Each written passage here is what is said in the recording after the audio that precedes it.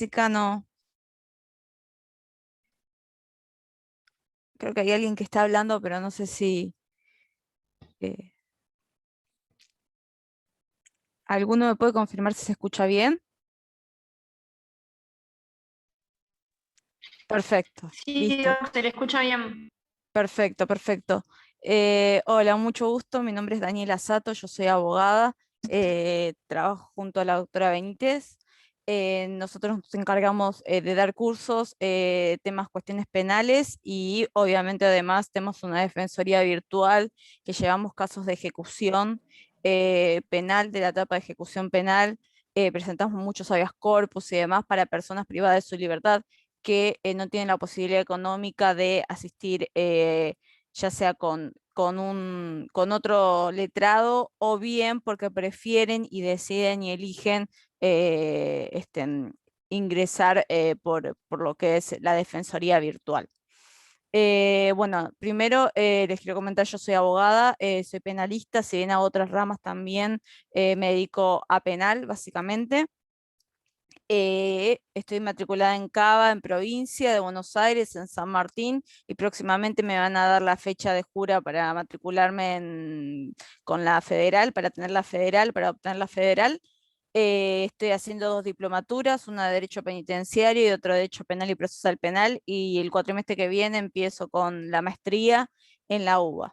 Me recibí en la UBA. Así que bueno, vamos a dar comienzo. Yo preparé como una guía para ustedes y para mí un PowerPoint que Jessica ahora lo va a compartir para ir definiendo diferentes cuestiones. Díganme si se ve. No sé, yo como lo tengo en grande no lo puedo ver. A ver si hay alguna... ahí está. ¿Lo pueden ver bien? Está compartido. ¿Lo pueden ver compartido? El archivo. Por favor, confírmeme eso. Ah, perfecto, listo. Si tienen dudas, me preguntan. Ahí está mi teléfono, mi mail. Después, obviamente, se los voy a dejar asentado también antes de irnos por el chat por las dudas, por si tienen alguna duda. Porque a veces uno viendo, reviendo los temas, se empieza a dar cuenta y empiezan a surgir dudas. Igualmente, este material se los va a entregar Jessica, se los va a enviar por WhatsApp o por mail, como lo pidan ustedes. Jessy, por favor, pasá la otra filmina. Esto es más o menos es para que tengan una idea general, si bien obviamente vamos a hablar de la querella, porque particular damnificado, querella y particular damnificado son dos denominaciones. Querella para Capital Federal y Nación, y particular damnificado se le dice a Provincia de Buenos Aires. Bueno, lo que es particular damnificado lo va a dar la doctora Benítez, la próxima clase, si no me equivoco. Bueno, hay dos clases de sujetos en lo que es en un caso penal, los que están obligados y los que no están obligados a participar. Los que están obligados a participar son aquellos sujetos en el cual, sin la participación de alguno de ellos, ningún tipo de caso penal, sea de la índole que sea, se va a poder llevar a cabo. Está el Ministerio Público Fiscal, el imputado, obviamente, y el juez. Ustedes, yo hago un resumen breve, ustedes saben que hay lo que se denomina la etapa de instrucción, la IPP, y después el juicio oral propiamente dicho, cuando se solicita elevar a juicio y se eleva a juicio, en lo que es IPP interviene un fiscal y un juez de garantías, y en el TOC, en el Tribunal Oral en lo Criminal y Correccional, interviene otro fiscal que es del TOC en particular. En este caso está el fiscal, el imputado y el juez. En un primer momento en donde se empieza a investigar el hecho, está el fiscal, el imputado y el juez. Pásame, por favor, la otra filmina. Después, los sujetos accidentales, o sea, que pueden o no aparecer en un proceso penal, es la víctima, obviamente se puede constituir como querella o particular damnificado. Ahora con esta nueva ley, la 27372, le da muchísimos más beneficios. Por ejemplo, si en la etapa de ejecución penal en la cual ya está condenado, hay sentencia firme y demás cuestiones, y cumplen X cantidad de años como pena en una unidad penitenciaria y solicitan algún tipo de beneficio, algún beneficio determinado para poder obtener de a poco así su libertad, en algunas situaciones se hace una especie de audiencia en la cual también se le informa a la víctima de que se le va a dar ese beneficio. Y la víctima obviamente se puede oponer o no, pero obviamente la última decisión la tiene el juez, no es vinculante. Con respecto a la querella particular damnificado, yo ahí puse autónomo o se adhiere el fiscal, ahora voy a explicar por qué, el actor civil y el civilmente demandado. Estos dos, el actor civil y civilmente demandado, es cuando son más que nada daños, lesiones, por ejemplo, en un accidente de tránsito, en el cual algunos abogados dentro de la causa penal piden una indemnización económica. Yo siempre recomiendo que sea todo por separado, porque obviamente el juez penal no tiene tantas, lo que nosotros denominamos comúnmente, no tiene mucha idea de los montos que se manejan en sede civil. Entonces siempre conviene hacerlo por separado.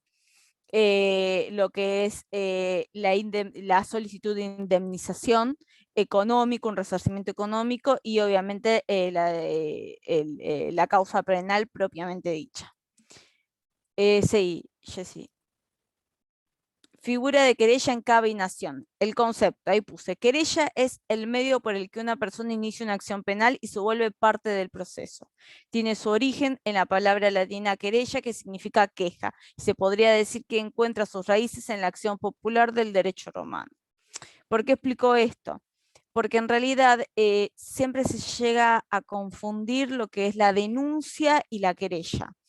Yo puedo, por ejemplo, en un caso, en Nación, yo vivo en Capital Federal, sufro algún tipo de abuso sexual, ya sea abuso sexual simple con acceso carnal o gravemente ultrajante.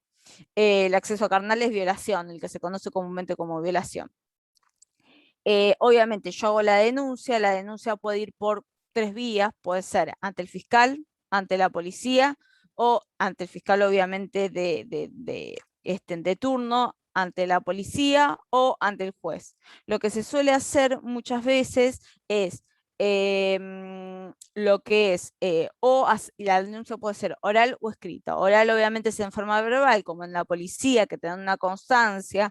La policía, una vez que tiene el acta, lo que hace es derivarla a la fiscalía correspondiente, se sortea una fiscalía de turno y un juzgado de turno, en el cual a raíz de eso se va a empezar a realizar lo que es la investigación y se va a solicitar prueba y demás. Obviamente, seguramente van a llamar a ratificar o ampliar la denuncia a la víctima en la fiscalía.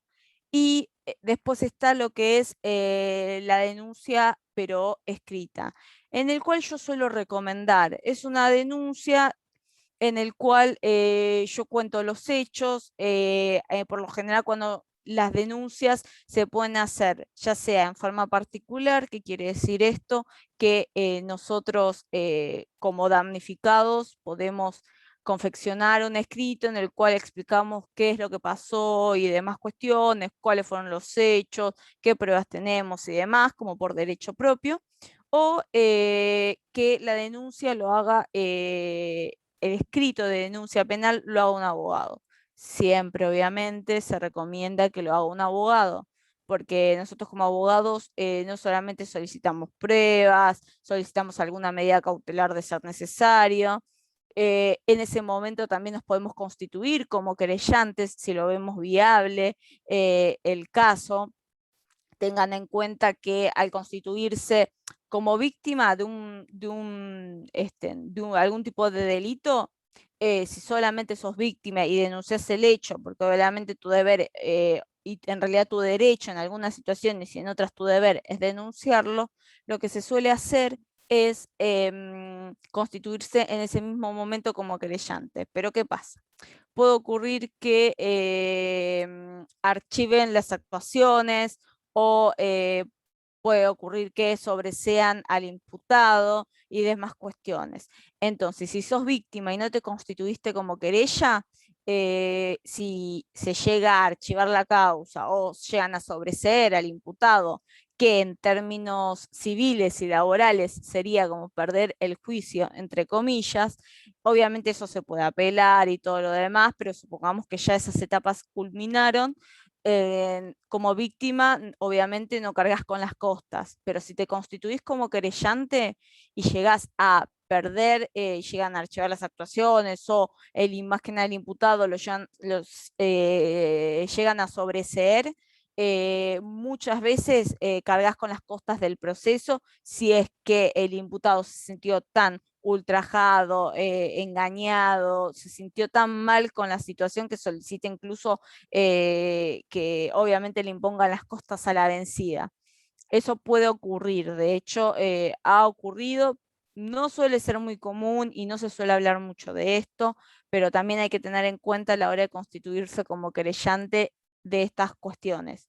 ¿Qué pruebas tenemos y demás cuestiones? Porque, como siempre me dijeron a mí, docentes de la facultad, muchas veces es más fácil ser abogado defensor que abogado de parte de querella particular damnificado, porque uno también tiene que, junto con el fiscal, impulsar el proceso. Entonces, obviamente, eso hace que, ¿cómo se llama?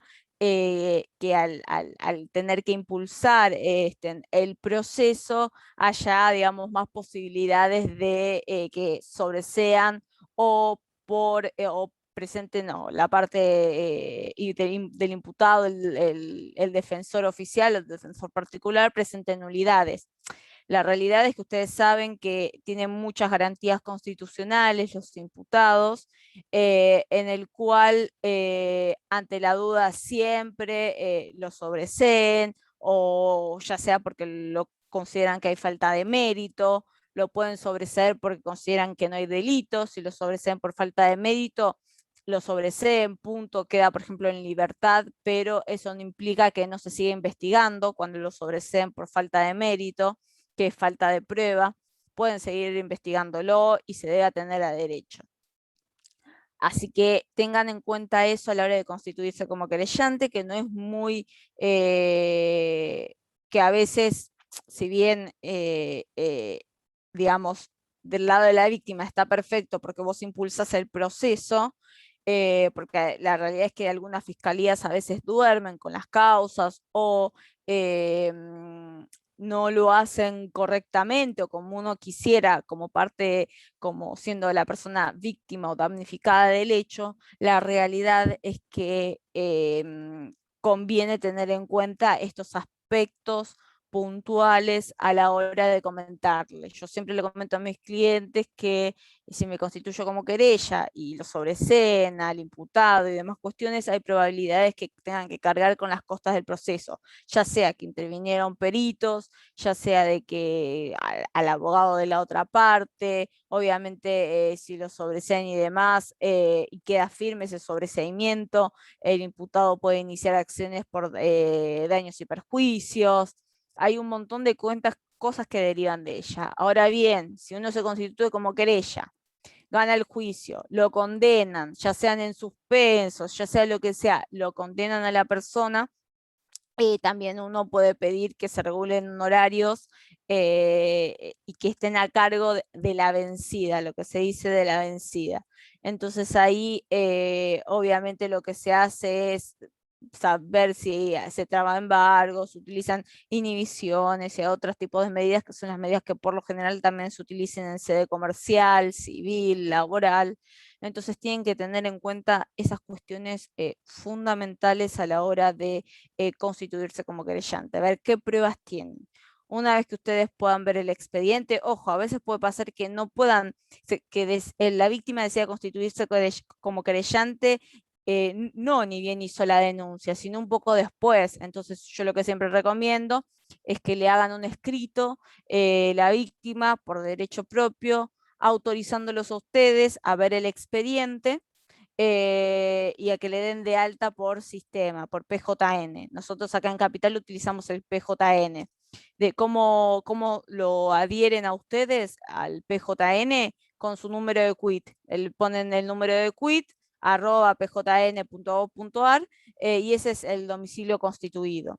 Y después les va a aparecer, como les aparecen los laborales, los civiles y demás, les va a aparecer ahí todos los diferentes expedientes que tienen ustedes, ¿no? Tengan en cuenta eso. Se pueden constituir como querellante ni bien hacen la denuncia o durante el proceso. Si es durante el proceso, como yo les dije, fíjense estas cuestiones que son fundamentales para ustedes, que las personas y perdón, si hay que ustedes vean que hayan pruebas suficientes y haya posibilidad de ganar un caso. Si ven algo que es medio flojo o algo que no les suena, investiguen un poco más, repregunten, tengan varias entrevistas con la presunta víctima y demás cuestiones. Ahora en la siguiente filmina, pasame por favor. Bueno, acá un poco adelanté la diferencia entre querella y víctima, es que la primera se constituye como parte en el proceso para poder impulsar el expediente judicial. En provincia de Buenos Aires se denomina particular damnificado. Víctima es cualquier persona que por algún tipo de delito se vio afectada, se ve afectada su vida, su integridad sexual y demás cuestiones. Y la querella es cuando te constituís para impulsar el proceso, para que el proceso judicial se pueda llevar a cabo y que ustedes también tengan control de ese proceso judicial. Entonces, tienen que tener en cuenta eso que es fundamental. Que no es lo mismo ser víctima en el proceso judicial que constituirse como querellante. Siendo víctima, muchas veces lo que pasa es que van a las fiscalías las personas, averiguan cómo está la causa, qué es lo que se va a hacer y demás, pero más que eso y más que consultar, no pueden hacer nada. Como querellante se puede presentar, podés presentar pruebas, podés solicitar, podés acompañar una solicitud del fiscal, podés pedir otra cosa más, alguna ampliación de prueba, después el juez es el que te lo concede o te lo deniega, ¿no? Obviamente. En la próxima, por favor. Ahí está. Acá yo le puse algunos ítems que para mí son fundamentales. La denuncia es la forma más informal de poner un hecho delictivo en conocimiento de la justicia. Para que tengan en cuenta la diferencia entre denuncia y querella. Yo denuncio ante la policía que me robaron, que sufrí un hurto, porque me abrieron la mochila y me sacaron los documentos, la plata y el celular. Lo pongo en conocimiento y también es una cuestión como víctima de poder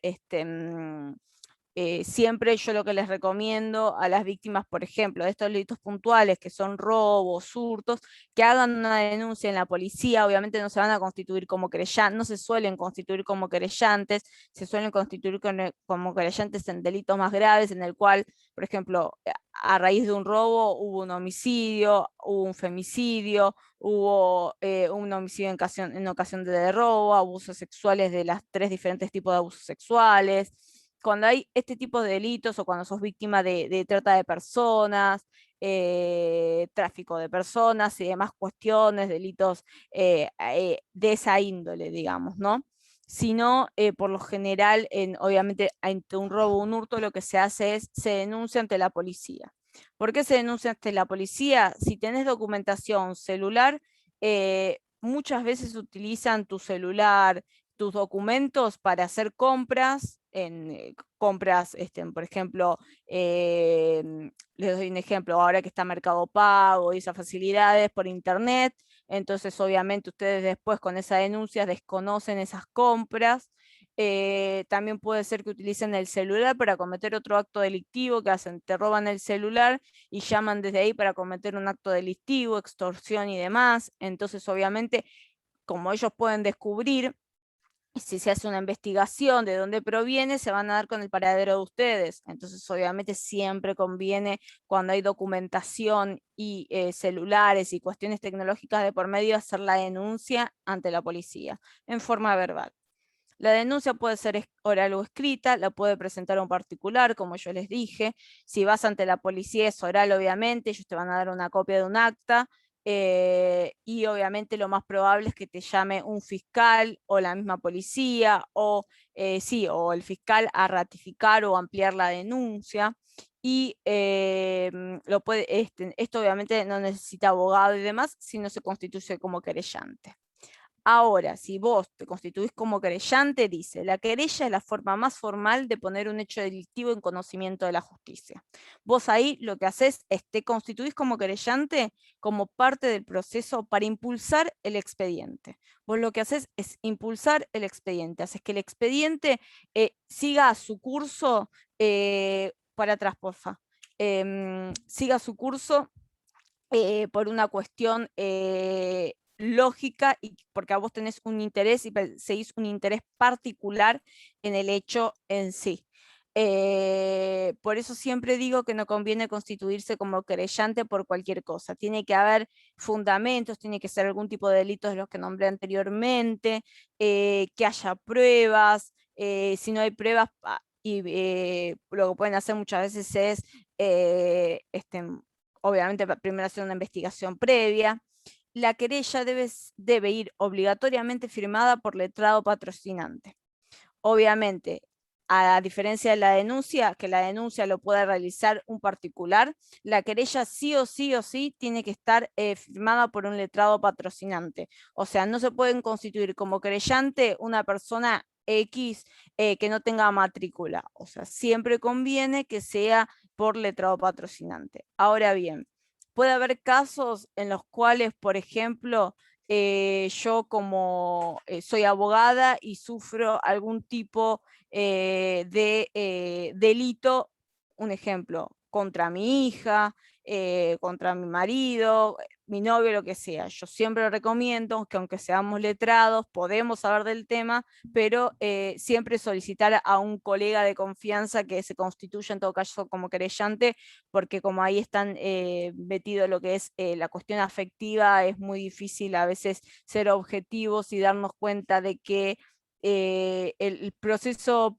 penal y judicial a veces no es como quisiéramos, y si bien para nosotros es algo que vemos y decimos, mira, es evidente, hay pruebas, bla, bla, bla, bla, bla, bla, siempre ante la duda van a ir a favor del imputado.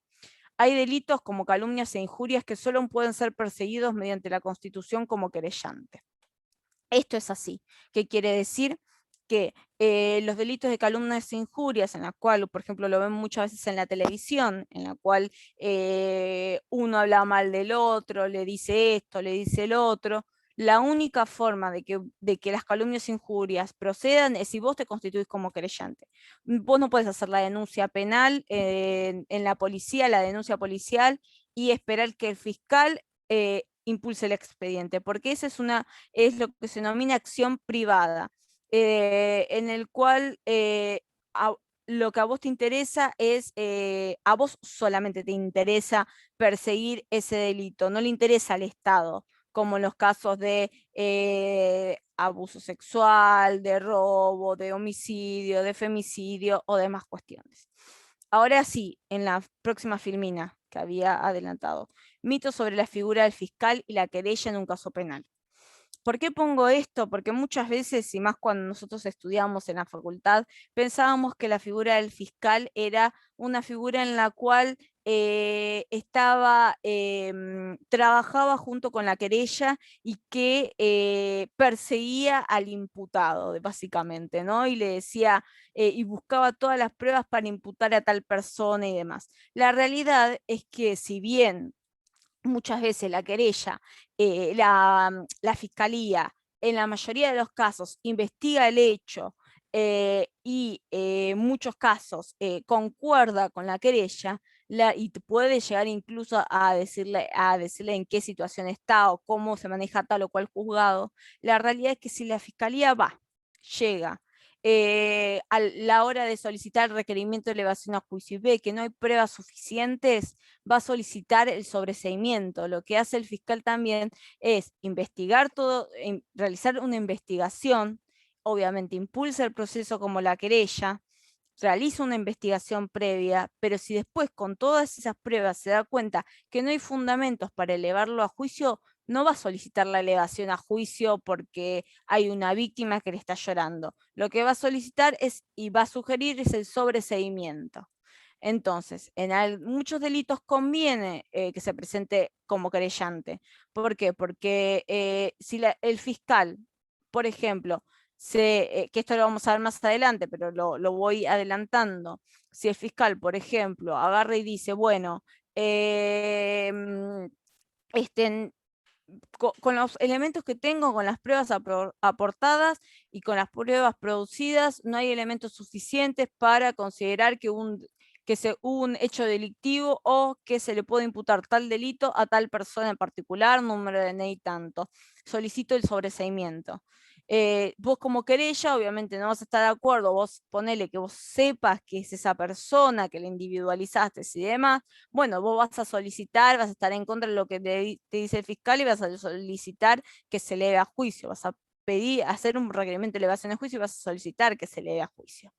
Entonces el fiscal no está para apoyar o como un apoyo a la querella, sino está para investigar y en caso de considerar directamente lo que se hace es, ¿cómo se llama? Se vuelve, solicita el sobreseimiento. Acá me figura que hay 9 minutos de tiempo restante. Si se corta, que se va a cortar en 10 minutos, menos de 10 minutos, ingresan de vuelta con todo el código y demás, con los mismos datos al Zoom. En la siguiente, por favor, Jessy. Doctrina sobre la figura de querella. Atrás, ¿no? Sí, ahí está. Doctrina sobre la figura de querella. ¿Por qué pongo autónomo versus figura adherida del fiscal? La diferencia entre ambas posturas.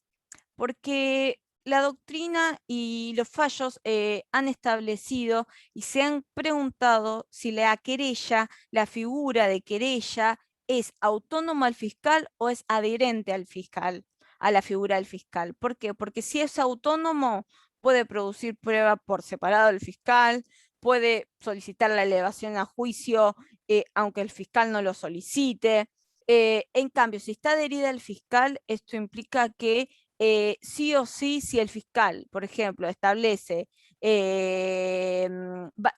la figura de querella va a estar adherida, propiamente dicho, como dice la palabra, al del fiscal, a lo que pretende el fiscal. Si bien uno como querella va a poder investigar, va a poder realizar algunos tipos de cuestiones, va a poder solicitar que se investigue, mejor dicho, determinadas delitos, la comisión de algún ilícito, la realidad es que muchos casos consideran que es adherente a la figura del fiscal y otros consideran que es autónomo. Hoy en día se va más para el lado de la autonomía como figura. Digamos que si bien a veces pueden estar de acuerdo y en su mayoría están de acuerdo con el fiscal, pueden solicitar la producción de determinada prueba, pueden, sin necesidad de adherirse a lo que siempre establece el fiscal, porque el fiscal puede decir no, como garantiza el proceso, como es como el juez que está para garantizar el proceso, eh, la querella es la víctima que se vio afectada, se constituyó en el proceso como querellante y considera que no. Yo tengo un caso de abuso sexual simple en Cava, en Capital Federal, que bueno, obviamente si se eleva a juicio yo voy a pedir la recalificación, porque en realidad me lo pusieron como abuso sexual simple, pero hay un agravante que es que esta persona convivía con el menor de edad al momento de los hechos, y obviamente si bien impulsa el proceso del fiscal, yo estoy detrás, solicito medidas, presento un escrito ofreciendo pruebas, solicitando medidas, presenté otro escrito impulsando para que, solicitando que se establezca y se le establezca fecha en el cuerpo médico forense de Lavalle a la imputada, porque es una mujer, para que le realicen pericias psicológicas. Ya tuvimos una pericia ahora se hace por web, le hacen preguntas y demás, se hace todo por internet, tipo Zoom. Si necesitan que ella vaya presencial, fijan otra fecha para que vaya en forma presencial. ¿Qué es lo que pasó con esta señora? Le van a hacer algunas pericias, algunos test, entonces necesitan que esté en forma presencial. Pero lo que era el estudio preliminar, la audiencia preliminar, en el cual fijaron una audiencia para hacerle preguntas, para ver si estaba ubicada en tiempo y espacio y sabía y podría saber y tener conocimientos de que ese hecho era ilícito, en primera medida ya se hizo. Esa experiencia, y más por Zoom, fue bastante rara. Estaba el psicólogo, estaba otro asistente psicólogo, estaba el perito por parte de la defensa, porque hubo defensa particular, estaba la imputada, estaba el abogado defensor, estaba un colega mío y yo que estamos constituidos como querellantes. Fue la primera vez, porque obviamente lo que era cámara Gesell, el año pasado, antes de la pandemia, habían fijado cámara Gesell, obviamente se canceló por el tema de la pandemia, y en diciembre, noviembre del año pasado hubo cámara Gesell, en el cual estableció que el chico que tiene 13, 14 años no era una persona que tendía a mentir, que se lo veía nervioso, se lo veía angustiado, que el hecho pudo haber ocurrido. Ellos hablan de una probabilidad de que el hecho haya ocurrido. Eso no quiere decir que el hecho haya ocurrido efectivamente, pero sino que establecen que hay una posibilidad de que ocurra, que el nene no es una persona que tenga una patología que tienda a mentir. Y después le fijaron otra fecha en la cual obviamente nosotros no pudimos asistir. En la cámara Gesell sí pudimos asistir.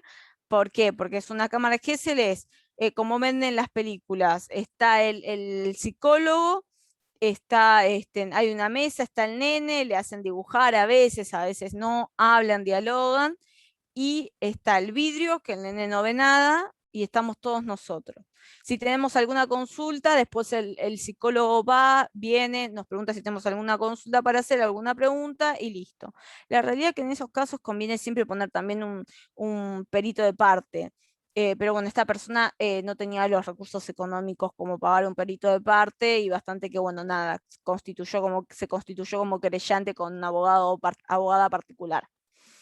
Pero digamos, esas audiencias de cámara Gesell, primero en Cava lo que se tiende a hacer es, primero se hace una cámara Gesell y después se le hace los test de ser necesario. Acá se hizo eso, primero la cámara Gesell dio una posibilidad de que el hecho haya ocurrido, y de que el nene está ubicado en tiempo y espacio, que no tenía patologías de mentiroso, que el hecho podría haber ocurrido, que le despertaba asco contar la situación. Y después se fijó una fecha para pericias particulares, que obviamente acompañamos a la madre y al nene, pero no pudimos entrar. Solamente pueden entrar obviamente el perito que es del juzgado, el perito sorteado del cuerpo médico forense, el nene, la mamá en todo caso de ser necesario, y los peritos de parte. Como nosotros no tenemos perito de parte, no ingresamos. También dio que no le pudieron hacer los test al nene, porque estaba muy nervioso, no quiso saber nada, se enojó, se puso como medio violento, no quiso saber nada, no quería hacer nada, no quería colaborar. Eso también se dejó asentado.